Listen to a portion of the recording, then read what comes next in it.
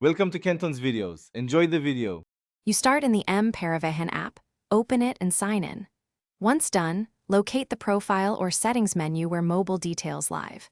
Make sure you have the vehicle RC number and the old mobile nearby for OTPs and the new mobile ready to receive verification. You need stable internet, otherwise the OTP exchange will fail. Now tap the profile or mobile edit option to begin the official update flow. This is the first actionable step. Once you enter the new mobile, the app will guide you through identity verification. Follow it carefully. You may receive an OTP on the old number, the new number, or both. Enter codes promptly. If the system asks for RC details or last 4 digits, input them exactly to match records. In some cases, Aadhaar eKYC is offered for faster validation. Give consent and complete biometric or OTP steps. Make sure each input matches your documents to avoid delays. After verification, confirm and save the new mobile number.